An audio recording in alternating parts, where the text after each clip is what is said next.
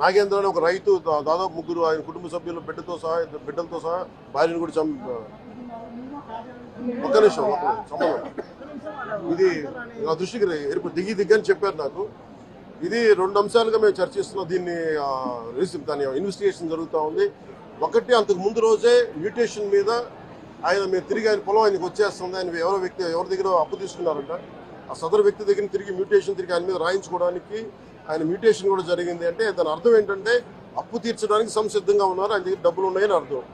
ఈ పరిస్థితి ఆయన చీనీ తోటలోనే ఉరి తీసుకున్నారని చెప్పారు. చీనీ తోట కూడా కాపుకి వచ్చింది. అలాగే కొర్రల పంట వేశారు, ఆ కొర్రల పంట కూడా మొన్న హార్వెస్ట్ అయింది, దాన్ని కూడా దిగుబడి వచ్చింది, దాన్ని కూడా అమ్మేశారు. మరి ఇలాంటి పరిస్థితులు ఎందుకు జరిగిందనేది మన కలెక్టర్ ఇందాక చెప్తా ఉన్నాను, శ్రీధర్ గారు చెప్తా ఉన్నాను. ఇది చాలా బాధాకరం అనిపించింది. వారికి మనస్ఫూర్తిగా నేను నా గుండె లోపల నుంచి నేను సానుభూతిని తెలియజేస్తున్నాను.